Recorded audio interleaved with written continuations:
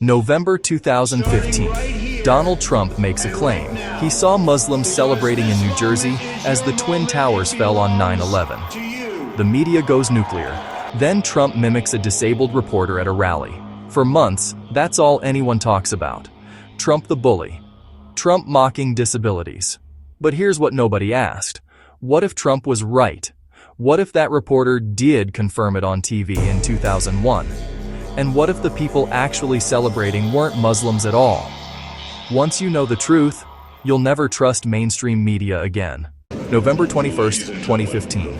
Trump at a rally in Alabama. I watched in Jersey City, New Jersey, where thousands and thousands of people were cheering as that building was coming down. George Stephanopoulos pushes back. Police say it didn't happen. Trump doubles down. It did happen. I saw it on television. Every mainstream media outlet calls him a liar. Fake news goes into overdrive. No evidence. Never happened. Trump is making it up. But is he? Or did media bury what Trump actually saw? That the media lies. Trump's team finds a Washington Post article from September 18, 2001, written by Serge Kovaleski. Law enforcement authorities detained and questioned a number of people who were allegedly seen celebrating the attacks and holding tailgate-style parties on rooftops in Jersey City. There it is. People celebrating, detained by police. Trump tweets, "I want an apology." But notice what's missing. The article never says who these people were. Muslims, Arabs, it's deliberately vague. Just a number of people. You decide how many. That vagueness matters, because the truth about who was celebrating would change everything. Media contacts Kovaleski in 2015. He's now at the New York Times. His response, "I certainly do not remember anyone saying that thousands or even hundreds of people were celebrating." Wait, I don't remember? You're the reporter who wrote they're having tailgate-style parties. He's walking back his own article, but Trump saw something else. Trump saw this reporter on a TV program in 2001 in a shiny black blazer, looking pale and sickly, confirming the celebrations. That's what Trump remembers. Not just the article, the TV interview, it's just a case of misspeaking and/or misremembering it. The media knew about this interview. They just made sure you never saw it. This is practically when fake news rhetoric caught on and took off.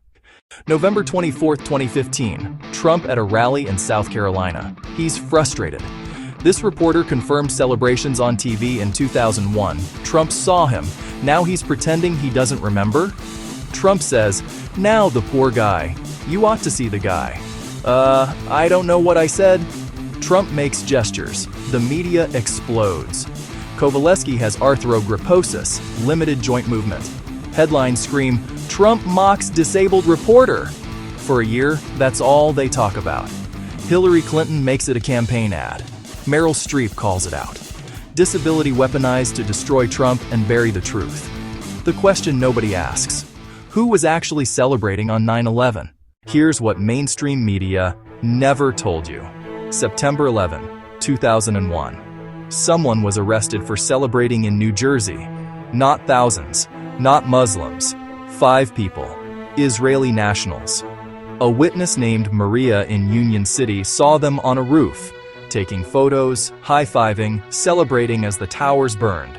She called police. FBI arrested them. Sivan Kurtzberg, Paul Kurtzberg, Oded Elner, Yaron Shmuel, Omer Marmari. Working for Urban Moving Systems. FBI held them 71 days. Found them with maps, box cutters, thousands in cash. FBI determined at least 2 were Mossad operatives. Their boss, Dominic Suter, fled to Israel days after questioning. The company was a Mossad front. 3 of them later appeared on Israeli TV admitting, "Our purpose was to document the event." Document it? How did they know to be there before it happened? This is not conspiracy theory. FBI documents, court records, Israeli TV interview. This is documented fact that media buried. Now watch the magic trick. On the 11th, Israelis celebrate, get arrested. Kovaleski writes about it but keeps it vague. A number of people. Never says who intentionally. Public assumes Muslims. He leaves the numbers vague but paints a picture of countless tailgate parties. Media reinforces this. Fake news lets everyone believe the lie. The 5 Israelis, quietly deported. Story buried. Cover-up complete. Fast forward to 2015. Trump remembers seeing Kovaleski on TV confirming celebrations, references it. But media can't let that conversation happen. Why? Because it leads to the question, who was celebrating? And that answer, Israeli operatives, destroys the narrative. So what does media do? Disability weaponized. Make it about Trump being cruel. Destroy Trump. Bury the truth. Protect the narrative. The Israeli celebration that raises questions about foreknowledge? Memory hold. Media lies working perfectly. Media had one job. Ask Kovaleski the real questions. Question: who were the people in your article? Question: what happened to the people police detained? Question: why so vague in 2001? Question: were you on TV confirming celebrations? Question: did you know they were Israeli when you wrote it? Not one mainstream outlet asked these questions. Not one. Instead, how do you feel about Trump mocking your disability? Disability. Weaponized to shut down all inquiry. This isn't journalism. This is systematic cover-up. Coordinated, deliberate, protecting a narrative. Media lies, fake news working in perfect synchronization. This is the smoking gun. Trump didn't claim to see raw footage of Muslims celebrating. He said he saw it on television. What if Trump saw Kovaleski on TV in September 2001 in that shiny black blazer, looking pale and anemic, confirming celebrations based on police sources? That explains everything. Think about his description: tailgate-style parties. Not one but multiple tailgate-style parties. It invokes a football stadium. Psychology. He can be vague with numbers but paint a picture of thousands partying, having barbecues, dancing at rooftops. Why Trump specifically remembers Kovaleski, saw him on TV. Why Trump says, you ought to see this guy. He did see him. Why Trump mimicked him, trying to identify that reporter from TV. People remember this interview, the shiny blazer, the pale look. It happened.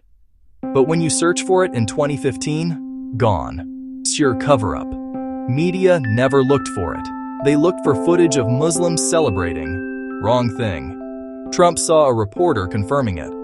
That reporter was Kovaleski. Where's the footage? This is the pattern. Watch carefully. Step 1. Something happens that threatens the narrative. Israeli operatives celebrate 9/11. Step 2. Report it vaguely, no specifics. Step 3. Let public assume the approved version. Everyone thinks Muslims. Step 4. Bury the real story. Israelis deported quietly. Step 5. When someone gets close to truth, destroy them. Trump annihilated. Step 6. Disability weaponized. Racism, anti-Semitism, whatever works. Step 7. Truth stays buried forever. Cover-up complete. This same pattern. USS Liberty. They attack a U.S. ship, kill 34 Americans, buried. La Vanne affair. They're caught red-handed planning to bomb American targets. Stays unknown. Dancing Israelis. September morning. Documented, forgotten. Every time. Same pattern. Media lies protecting the same interests. Ask the question they don't want asked. Who benefits? Who benefits from millions believing Muslims celebrated on the 11th when the documented celebration was Israeli agents? Who benefits from anti-Muslim sentiment that justified 20 years of war? Who benefits from destroying Trump when he got close to this truth? Who benefits from Israeli operatives documenting 9/11 before it happened, staying buried forever? Who benefits from media having power to bury truth and destroy anyone asking questions? Follow the benefits. The answer reveals who controls the narrative. The media lies, cover-up, fake news aren't random. They serve an agenda. The Kovaleski story proves it. What do you do with this? Help find the Kovaleski TV interview from 2001. Check archives. Watch for this pattern in every story. Media lies, cover-ups, or as in this case, disability weaponized. Same playbook. Always ask, who benefits? That question unlocks everything. Comment below if you remember the Kovaleski interview. Help us find it. Trump was right. The truth is buried. Time to dig it up.